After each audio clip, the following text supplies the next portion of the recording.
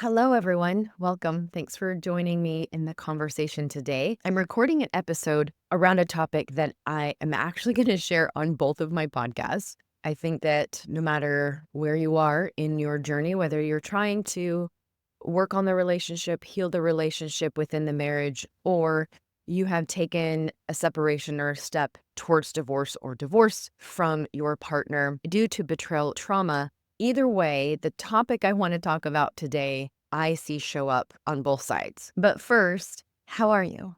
How are you feeling today? How are you feeling in this moment? Just take a second to take a deep breath.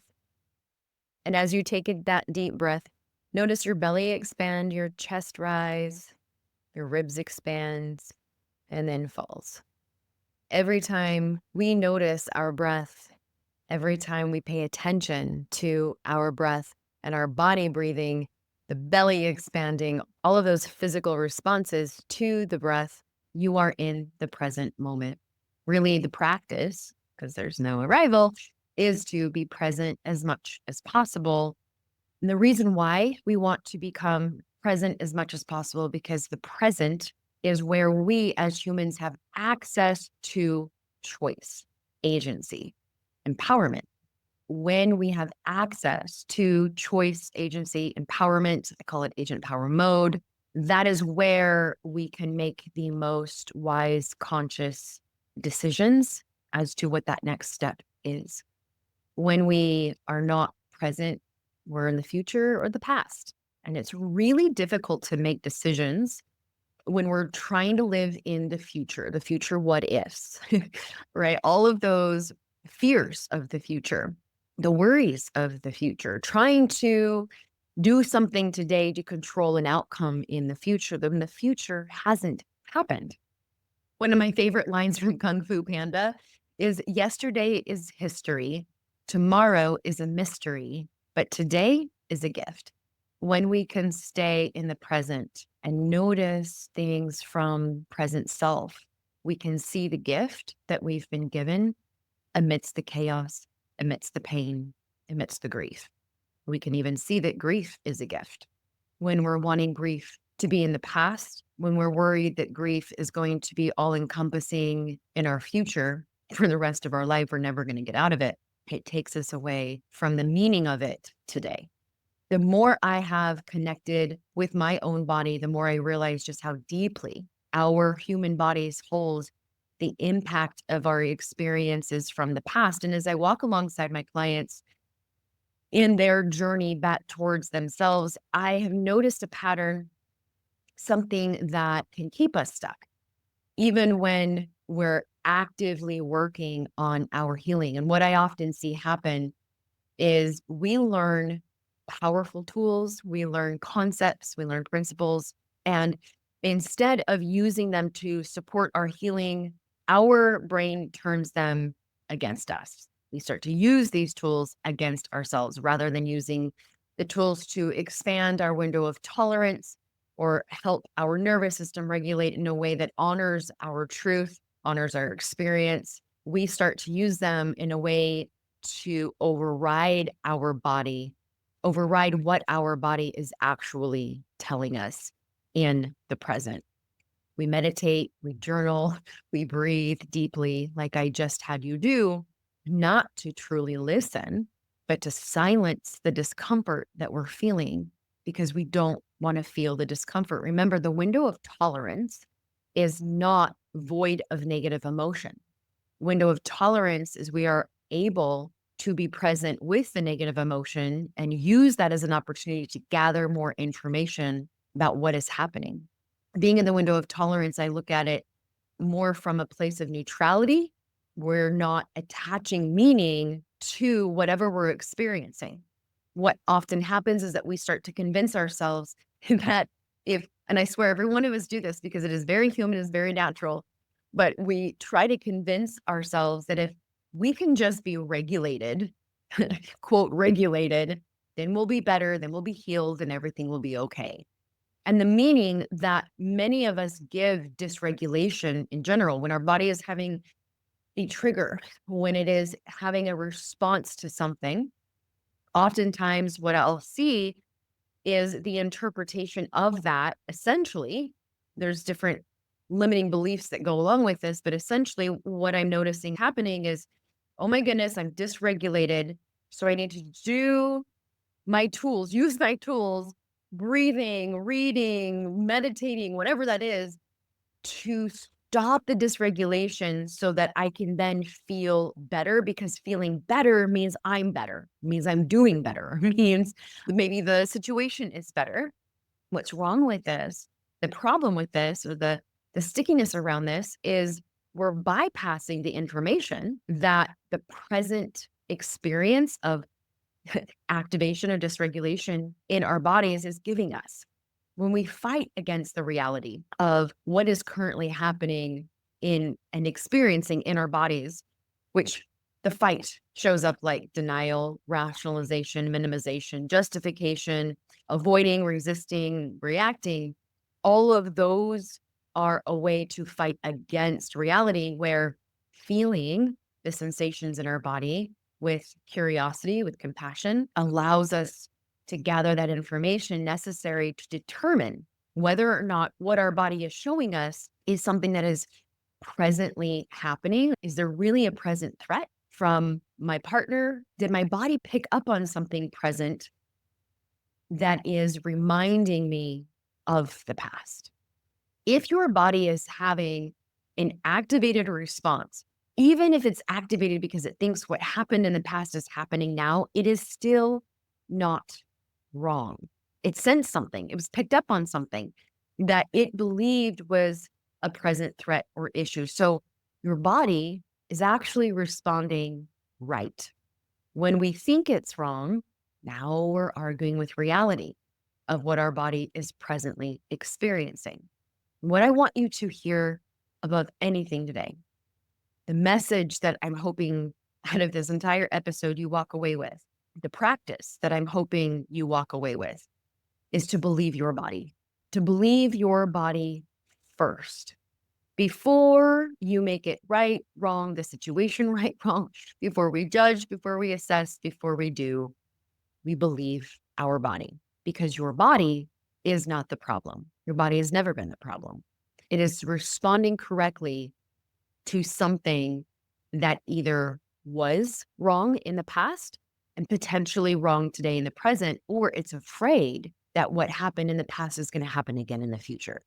It is our job to figure that out, but we cannot figure that out if we immediately use all of these therapeutic tools, all of these concepts that we've learned to help regulate the body, if we use that in place of first believing the body. Because when you think your body is the issue, now, like I said, you start fighting against it. We're trying to force it into calmness. We're trying to force it into regulation when it's trying to protect you. And when we're in that fight, we're actually creating more suffering. So while emotional regulation tools are valuable, it is so important and crucial to use them in a way that actually honors and listens to your body's signals rather than overriding or dismissing them. And this is so important because those of you who are wanting to cultivate trust again, who genuinely want healing, this is how we do it. Instead of trying to regulate your way out of what your body is telling you, I want you to practice pausing and asking, what if my body is actually right? What if my discomfort, my activation is pointing me towards truth? What if healing isn't about changing how I feel, but about listening to what I feel? Your body is never wrong. It never was. And when you start believing it, you stop fighting yourself. That's when healing really begins. Now, you may be asking yourself, or you may have wondered, then why won't my body just let it go? Why won't my body let the trauma go? Why won't it let the past just go? Why is it holding on to everything? Why am I still activated? Why am I still experiencing this? Especially if everything in the present is better. Now, I know not all of you who are listening are actually experiencing better or think that you're experiencing better, but for those of you who are saying, well, my partner is doing better, he's doing the work, and so my body should feel better, right? That's where I see this show up a lot. Or It's been years since this happened. We've done our work, we've done our healing. Why is my body not responding in the way that it needs to? Why is it still activated? Well, there's a couple really dang good reasons why. Well, first of all, your central nervous system is wired for survival. It's not wired to be polite to you. And sometimes we're really offended when our body responds in this activated, intense way, like rude. Well, why are you treating me this way? Why are you showing up this way? Your central nervous system is not wired to be polite to you. Your body is still going to be on high alert because you've experienced trauma. You've experienced something that put your body in high alert. And it's not because you're failing at healing. It's because this part of you is designed now to alert your body of danger. So again, perceiving and there actually being danger are two different things. Trauma parts have a job, and that's to perceive danger based on the experience from the past to prevent that from happening again. When we practice believing our bodies first when that activation happens and assessing reality, assessing the facts, and being able to determine for ourselves whether or not that response is accurate for the present or it really just perceived something in the present and related it to the past. When we believe our body first, we are able to eventually lessen the intensity of that activation from our autonomic nervous system. When we don't believe our body or listen to our body and get frustrated with it and say, see, nothing is happening, everything's fine, he's doing the work, I'm doing the work, this shouldn't happen. We ignore the body, we don't listen, we don't believe. The intensity of that activation can stay heightened. When chronic dysregulation is also dysregulation that might seem to be a chronic issue right now is also a normal response to betrayal, because when trust is broken, your nervous system, it doesn't just reset because you want it to. Like I mentioned, it's going to stay on high alert now to keep you safe. And if you're still in the relationship and still in the relationship or not with the one who harmed that attachment, it is going to take consistency over time for those steps of trust rebuilding to take place. And this includes, in fact, it demands your own self-trust to be cultivated first. Another reason why your body isn't going to forget is because your body keeps the score. Your brain may rationalize, but your body knows. Trauma is stored in your nervous system, in your muscles, and in your gut. Your body keeps the score. Your body is not broken. It's speaking in a language that maybe you haven't been taught before. Your gut instincts, your anxiety, your discomfort, they are not problems. It's information. When we skip over gathering that information and then start using all of these healing tools in place of gathering that information, this is what I mean by now we're using these tools against ourselves, trying to find regulation, but it's actually working against us. So I want to go over a few ways that I see this commonly show up, but please, if you notice any self-judgment parts show up because you're resonating with any of this, ask judgment to take a step back. We are just gathering information. Okay, so ways that you might be using healing tools against yourself is, instead of asking yourself, why do I feel so unsafe right now? I shouldn't be. What's wrong with me? Da da da da da. They're doing this or this isn't happening anymore. I need to make this feeling go away. Instead of trusting your dysregulation, you are going to see it as proof of failing, proof of not healing, proof that you might be doing something wrong. Instead of allowing your emotions to guide you, we go to work with all of these healing tools to try and control them. Regulation should never be a way to override your reality. If your body is dysregulated, it's for a reason. And so again, the goal isn't to force yourself into safety. It's to recognize where safety doesn't exist in the present moment. Therapeutic tools or concepts get used against ourselves is this overload of knowledge instead of trusting our own experience. So hear me correctly here. I'm not saying psychoeducation and learning more is wrong or bad. It's when we're using that in place of trusting our body and trusting ourselves. So tell me if this sounds familiar. You've read all the books, you've listened to all the podcasts, you've journaled, you've gone to workshops, you've taken every intensive and course you can find, but deep down, you still don't trust yourself. And so you're searching for someone to tell you what to believe. what to feel, how to know if something is bad enough to leave. Because somewhere along the way, you stop trusting that you already know. Another book, another expert, another podcast, another checklist that you use in place of listening to your body and believing your body is not going to help. It is not going to replace the self-trust that I know every single one of you want to cultivate, maybe for the first time, but for many of you to get back again. Another way that we use this against ourselves is believing that you'll heal faster if your relationship would just be okay. So maybe it's this idea that, okay, if I can just get my central nervous system under control and regulate and calm down and not feel this type of activation, then I'll feel safe with my partner and then everything will be okay. If I can just stop being triggered, I can just knock these triggers off, stop feeling them, then the relationship will finally work out. Maybe you've been told this. The truth is, healing is not about adjusting to an unsafe environment. It's about recognizing when the environment is unsafe in the first place. You're not supposed to be at peace in a place that is still hurting you, harming you, or impacting you in a negative way. You won't know the reality of that if we don't believe our body first, then assess the reality of it. Your body isn't keeping you stuck. Your body is keeping the score. And when we use healing, quote, healing tools to push down grief, this is another way that we get stuck using the principle of gratitude.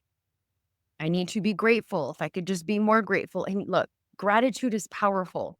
Yes, it's a forward moving principle, but you don't have to outgrow your pain before you have felt it first. If your body still aches with sadness, if your chest still tightens at memories, it's not because you're weak or something's wrong with your body. It's because you're human and you don't heal by outrunning grief.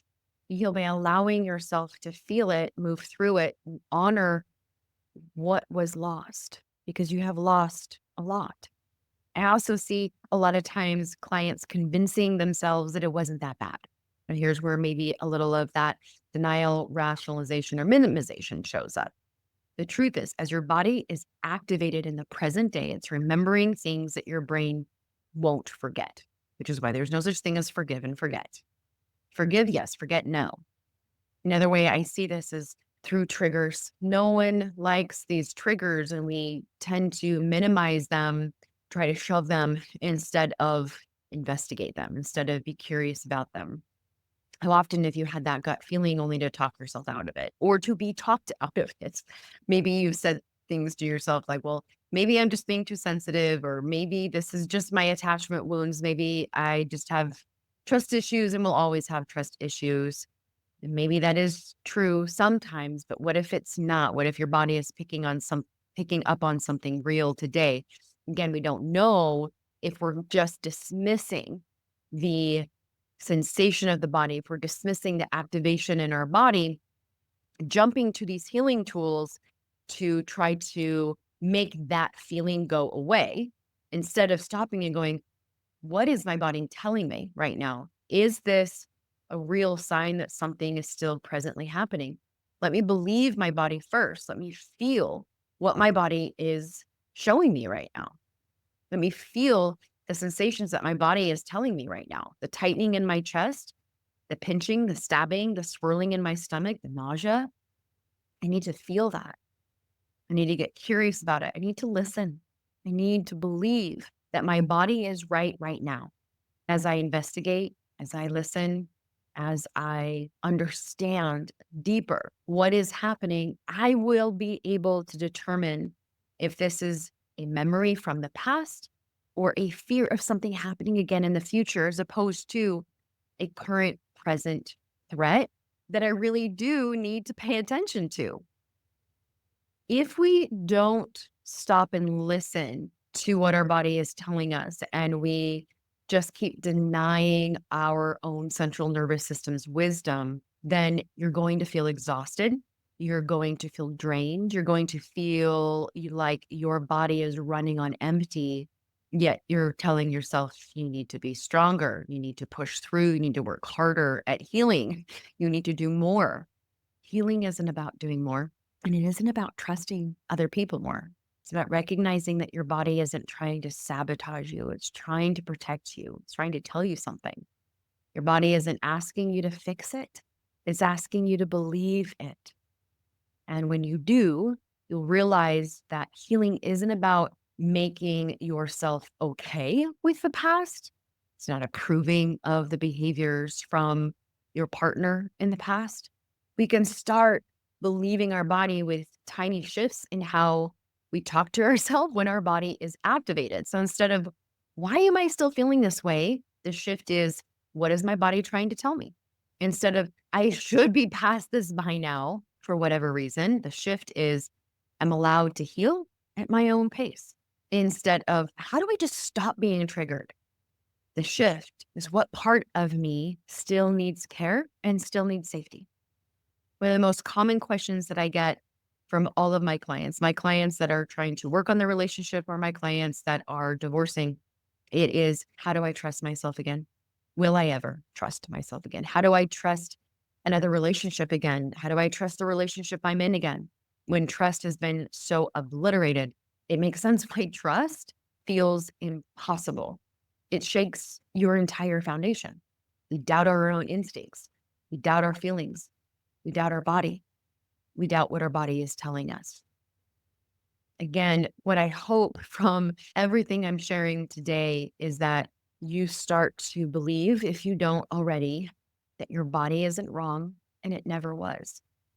You are still feeling something and it is worth listening to. It's worth investigating. It's worth gathering more information. That you don't have to rush the healing.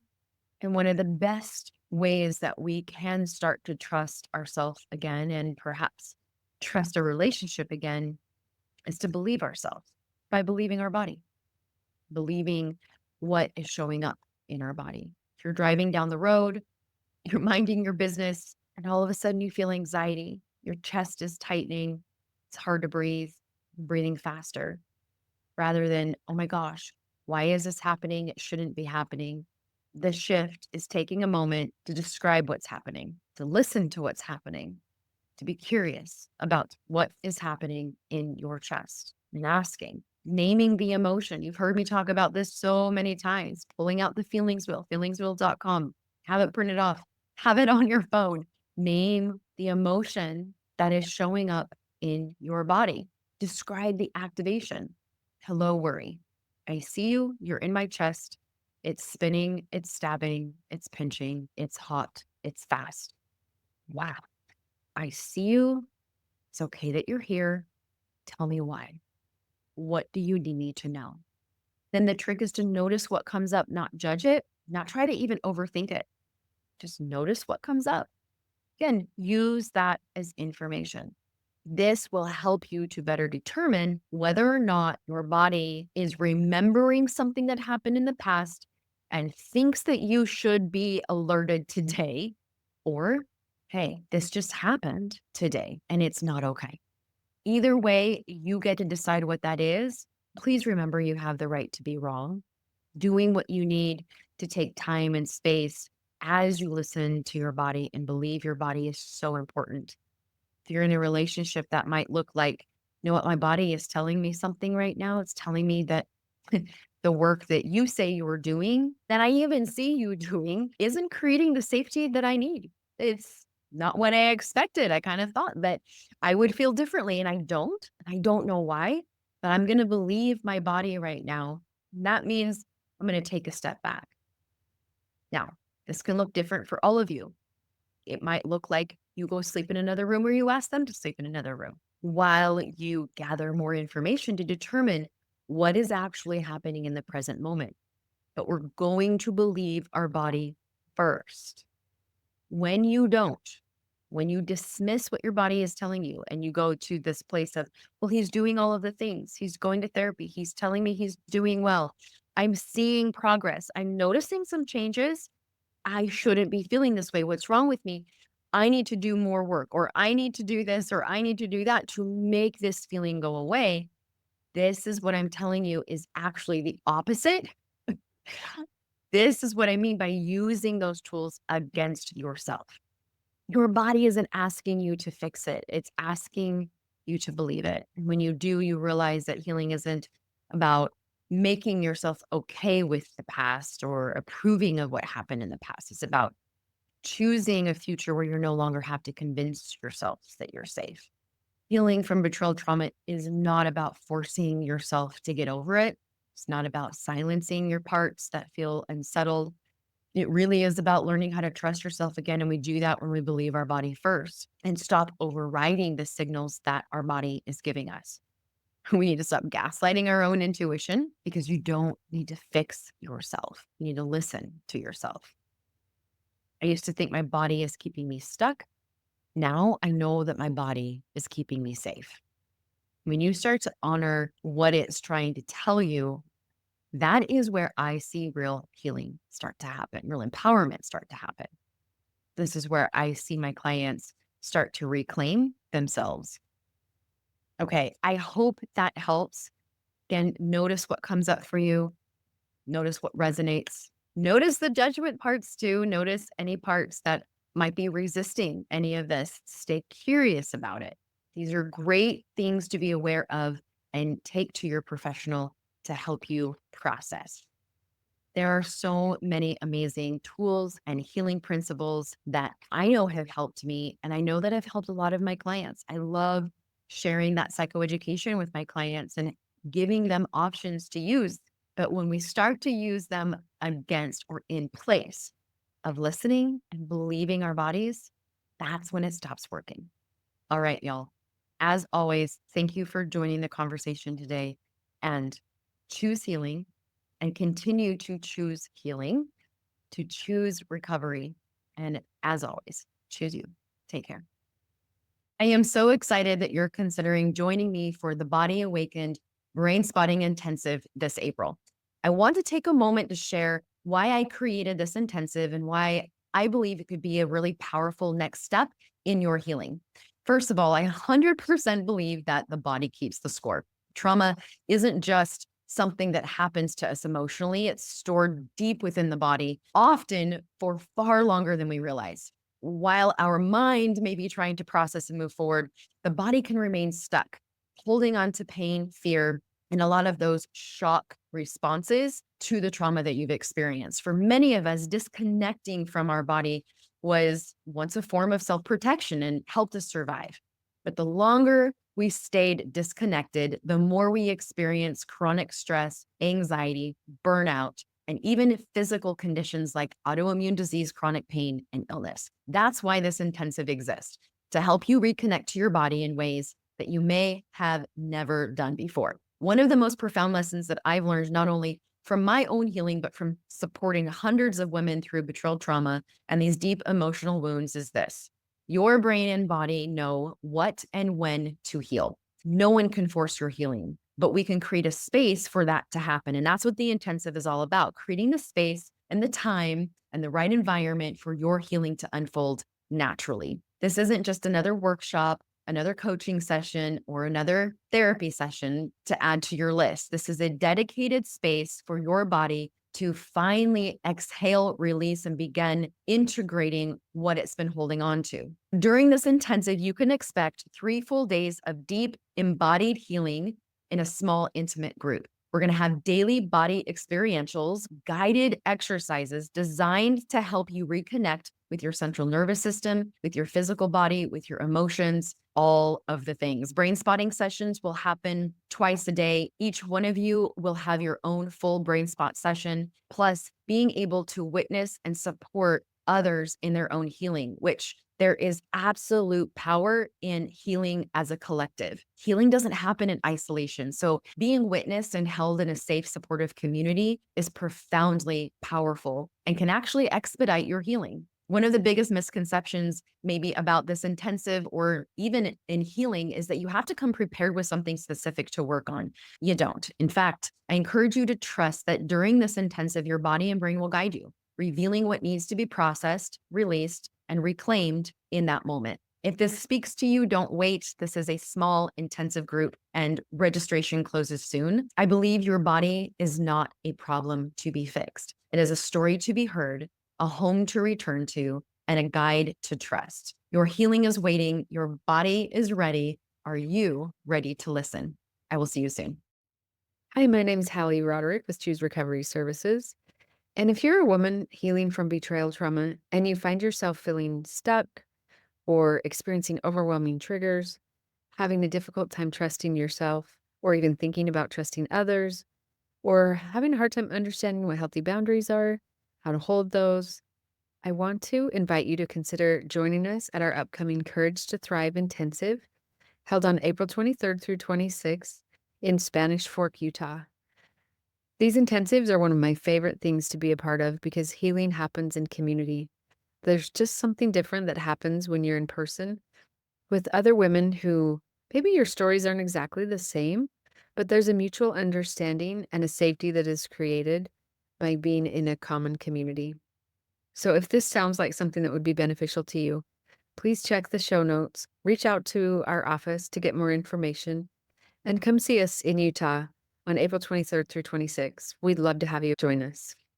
I'm very excited to tell you about the Unmasked Intensive we have coming up in May. It's May 13th through the 16th in Spanish Fork, Utah. The name of the intensive is Unmasked Paths to Authentic Masculinity. Let me tell you some of the things we're going to accomplish. We're going to explore some root causes, like at the end of the day, what's underneath this behavior? What's the why behind it? What's the insights into understanding why my behavior existed, the one that kept me in secrecy and hiding? We're going to embrace vulnerability. So we're going to confront a lot of the struggles of that non-judgmental space so you can foster more authentic connections with the people that you love. We're going to realign with your values. We're going to learn new coping strategies, and we're going to forge some authentic connection. We're going to build a lot of camaraderie to hear that happens. I wanted to share with you what previous participants have said about this transformation. So here's what one guy said. I'm just going to read it to you. I loved the connection with those around me. It was eye-opening to learn how to open up and show love for myself and be okay with what's going on inside of me, no matter how hard or ugly I may see it. I specifically remember this man saying this and just being astounded by like, wow, if I'm around people that really open up, what can I explore and learn about myself? In this intensive, he found it to be really eye-opening. So anyway, for more information and reserve your spot, go ahead and visit our website and we'll provide some information for you. And then take the time to invest in yourself so you can start to lean in a more authentic way in your life. Looking forward to seeing you there.